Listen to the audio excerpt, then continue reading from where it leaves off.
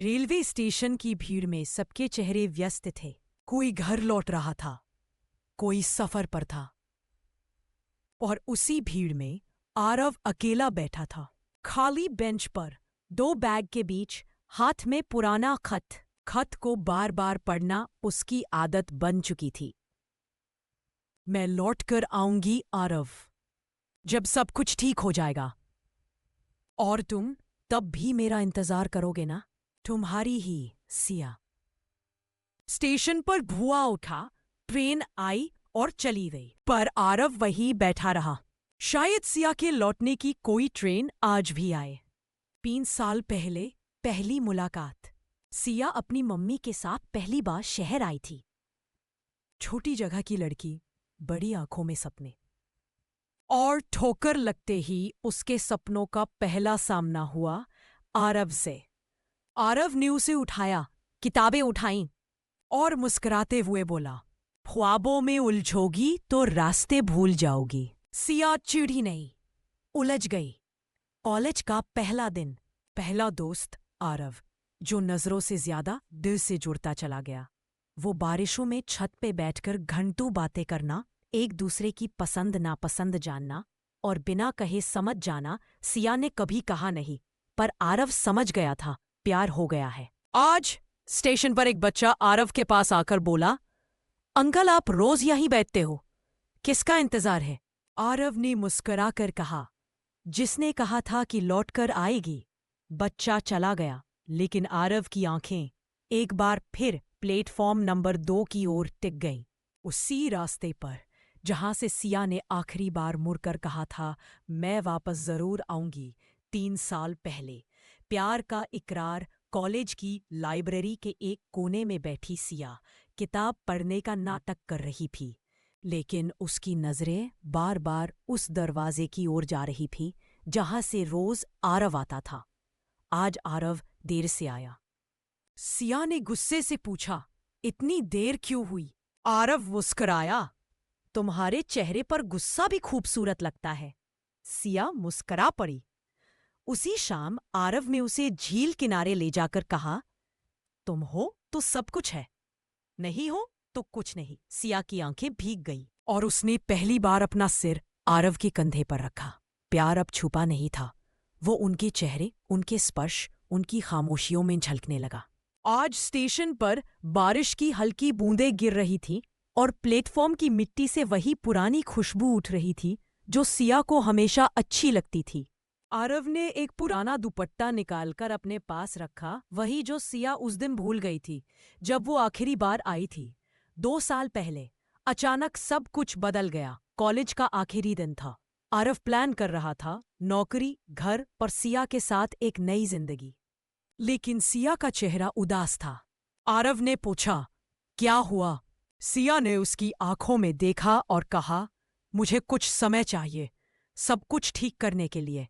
आरव ने उसकी बात समझे बिना बस इतना कहा, मैं इंतजार करूंगा। अगली सुबह सिया गायब थी। कोई अलविदा नहीं, कोई जवाब नहीं, बस एक खत, मैं मजबूर हूं आरव, पर जब लौटूंगी तो सब कुछ तुम्हारा होगा, मेरा भी दिल। आज स्टेशन पर हर रोज की तरह आज भी वो आई नहीं, लेकिन आरव उठा नहीं, गया नहीं। वो वहीं बैठा रहा, जैसे उसी का कोई हिस्सा वहीं ठहर गया हो। 2 साल पहले सिया की रुखसती, सिया चली गई थी, एक खत छोड़कर, एक उम्मीद देकर, एक खालीपन देकर। आरव ने कई बार फोन किया, मैसेज किए, दोस्तों से पूछा, घर गया, लेकिन कोई जवाब नहीं मिला। खुद सिया के पापा से मिलने पहुंचा, उन्होंने दरवाजा तो खोला पर मुंह नहीं, बस एक वाक्य बोला, भूल जाओ उसे, वो अब तुम्हारे लिए नहीं है। आरव समझ नहीं पाया, कैसे कोई जिससे रोज मिला करते थे उसे एकदम से गैर बना दिया गया। आज स्टेशन पर बारिश तेज हो चुकी थी, दूर से ट्रेन आती दिखाई दी और हर बार की तरह आरव की आंखें उम्मीद से चमक उठी। लेकिन इस बार कोई नहीं उतरा सिवाय एक चिट्ठी के, जो किसी बच्चे ने आरव के हाथ में थमा दी। चिट्ठी में लिखा था, आरव, मैंने झूठ नहीं कहा था, पर मैंने सब सच भी नहीं कहा था। मैं मजबूर थी, क्योंकि मेरे पापा ने मुझसे एक वादा लिया था, या तो उनका सम्मान या तुम्हारा प्यार, और मैंने वो चुना जो मुझे नहीं चाहिए था। लेकिन क्या अब तुम अब भी इंतजार कर रहे हो? सिया आरव की उंगलियां कांपने लगी। उसने चिट्ठी सीने से लगाई और बस इतना कहा, मैंने जो कहा था वो आज भी सच है। 2 साल पहले वो रात जब सब कुछ बिखर गया, कॉलेज की विदाई पार्टी चल रही थी। सिया हल्की मुस्कान लिए आरव के साथ बैठी थी, लेकिन उसकी आंखों में एक डर था, एक बेचैनी जो वो छुपा नहीं पा रही थी। आरव ने कहा, हमारी लाइफ अब शुरू होगी सिया, तेरा और मेरा घर, हमारी सुबह, हमारी शामें।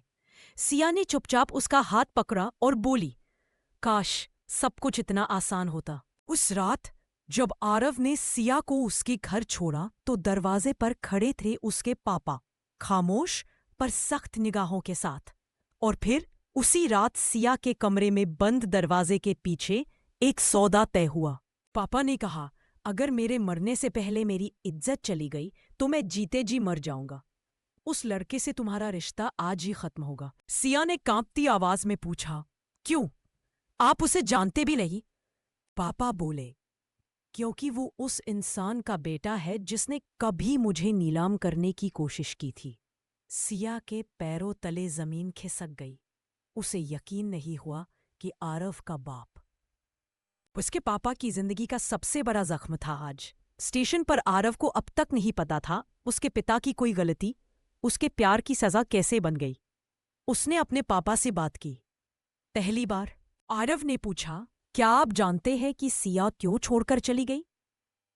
बस आंखें झुका ली, शायद सच्चाई उन्हें भी शर्मिंदा कर चुकी थी।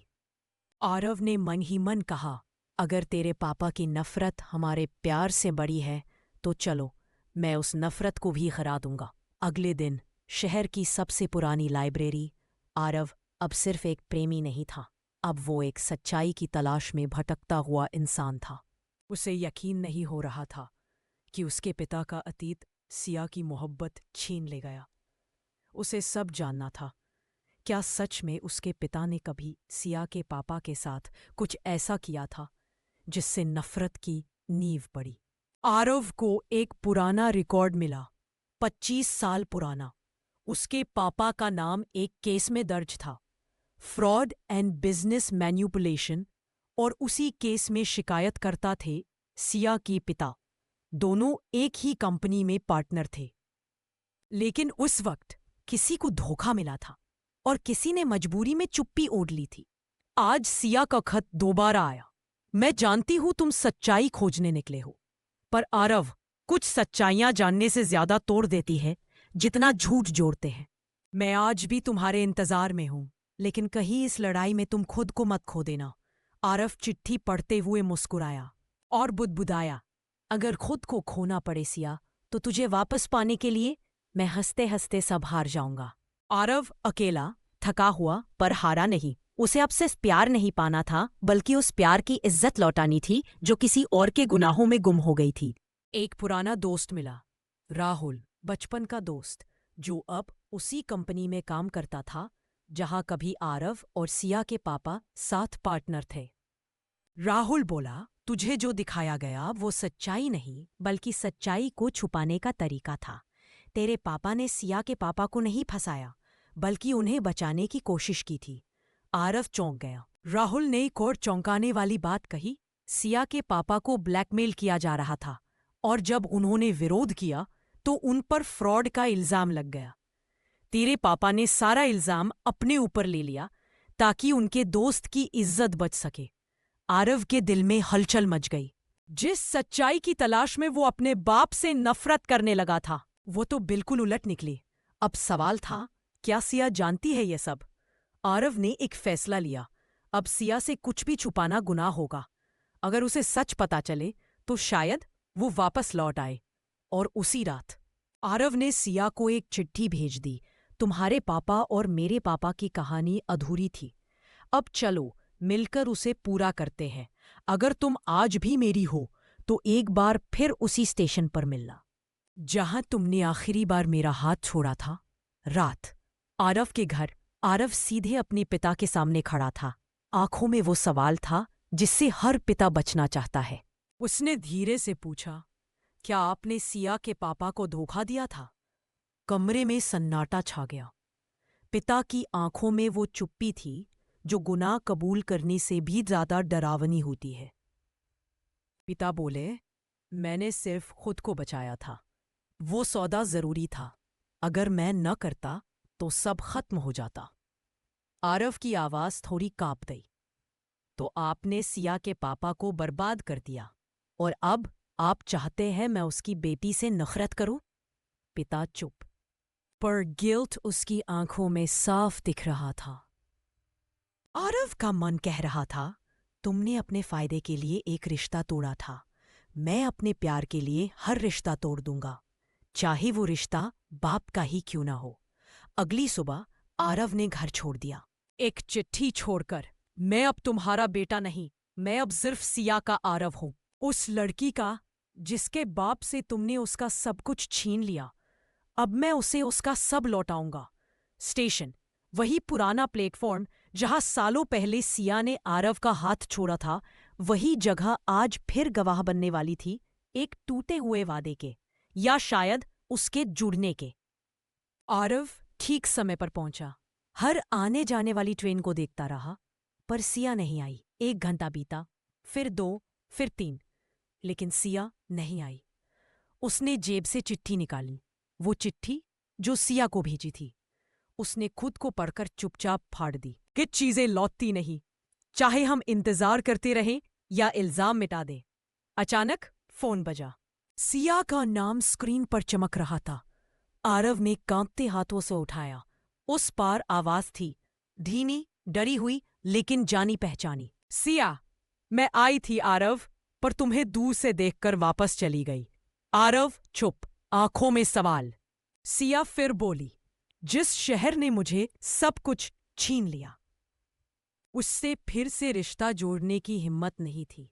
आरव धीरे से बोला, अगर रिश्ता शहर से होता तो मैं भी कब का छोड़ चुका होता, लेकिन मेरा रिश्ता तो तुमसे है सिया, और वो आज भी वहीं खड़ा है जहां तुमने उसे छोड़ा था।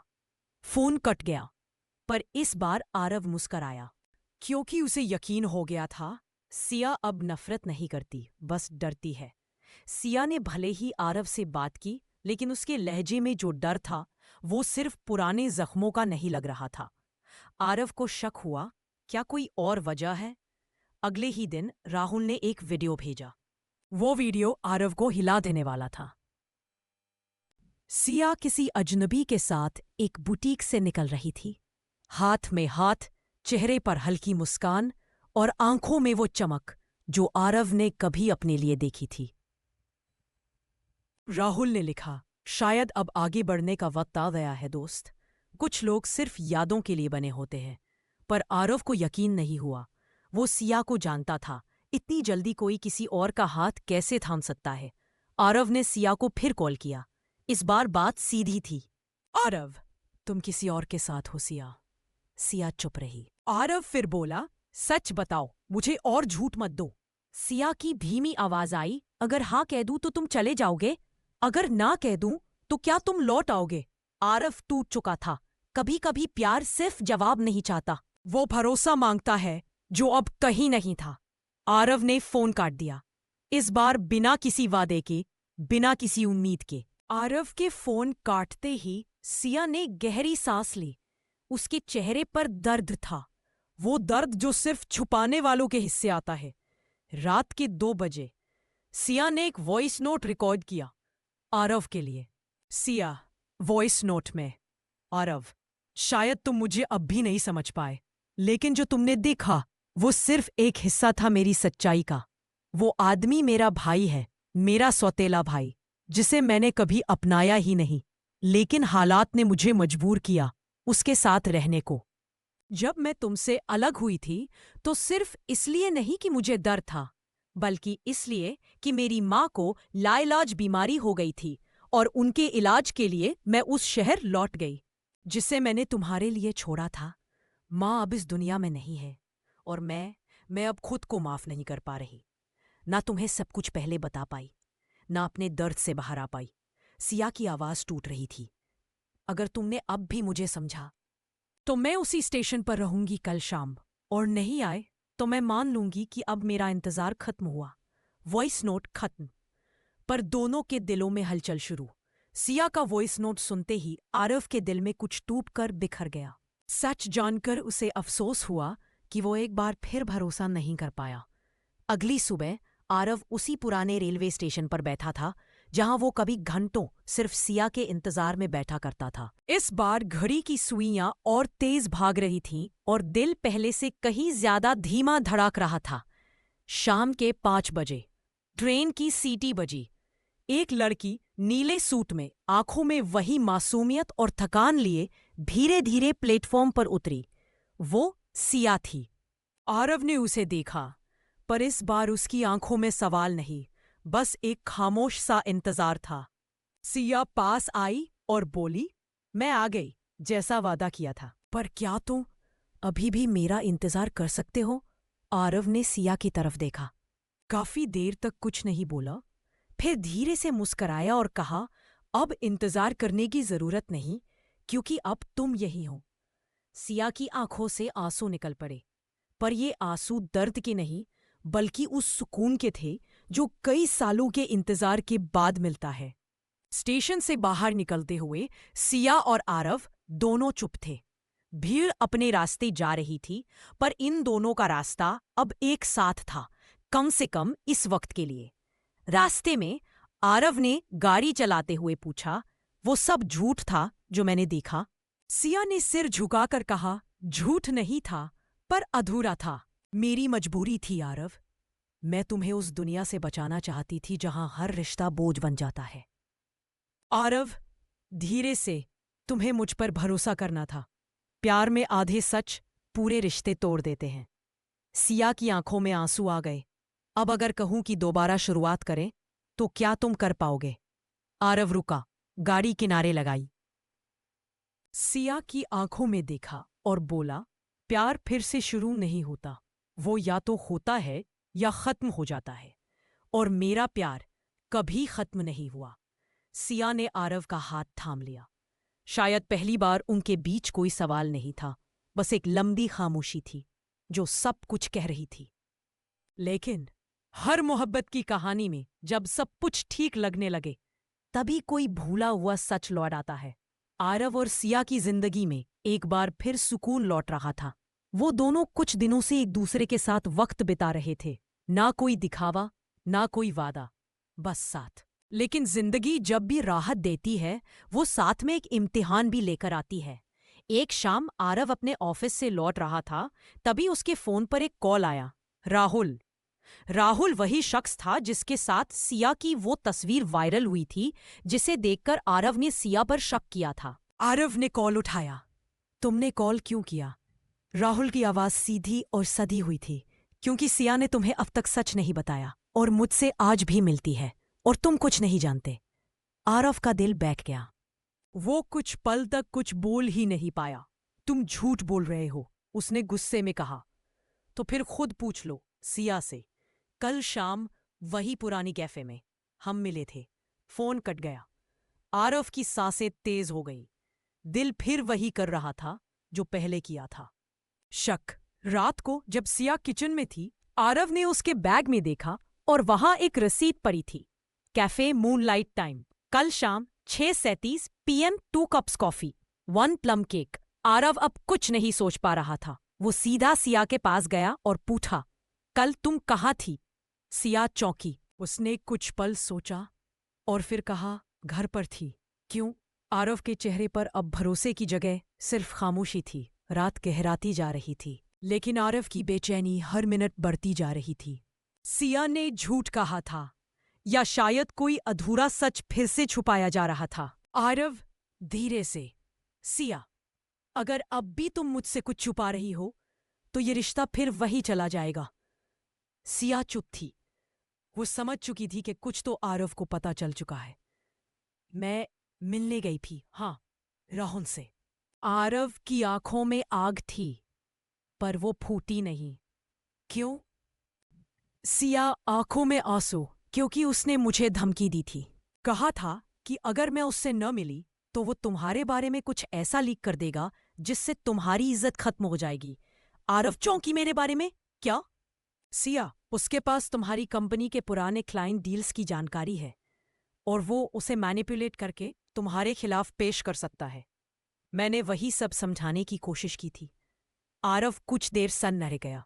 उसने गहरी सांस ली और कहा, मुझसे ये सब छुपाने की जगह तुम मुझ पर भरोसा कर सकती थी। सिया टूट चुकी थी। मैं डर गई थी। फिर से तुम्हें खोने का डर था। और डर में अक्सर इंसान सबसे बड़ा गुनाह कर बैठता है, झूठ। आरव, रिश्ते डर से नहीं, भरोसे से चलते हैं सिया। तुमने फिर से वही किया जो हमारी पहली जुदाई की वजह बना था। सिया, अगर तुम चाहो तो मैं चली जाती हूं, पर इस बार तुमसे दूर होकर जिंदा नहीं रह पाऊंगी। आरव सिया की तरफ देखता है, एक लंबी नजर से, जैसे बीते सारे पल उसकी आंखों के सामने तैर गए हो। फिर उसने कहा, मैं तुमसे प्यार करता हूं, लेकिन इस बार फैसला कल सुबह होगा। सुबह की ठंडी हवा, खिड़की से आती हल्की धूप और दीवार पर टंगी घड़ी की टिक टिक। आरव की रात करवटों में कटी थी। वो फैसला ले चुका था।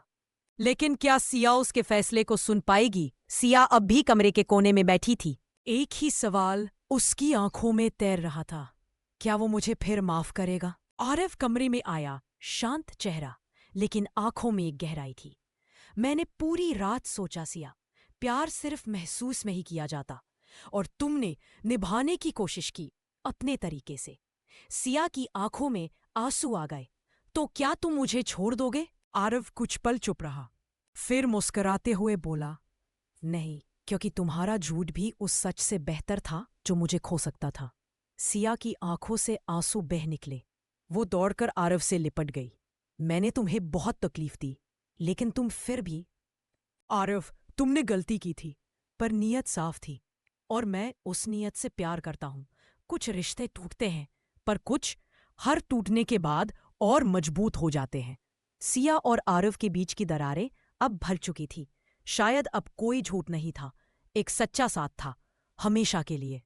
उसने कहा था, मैं इंतजार करूंगा, और उसने किया भी, हर जख्म, हर गलती, हर डर के बावजूद। The end.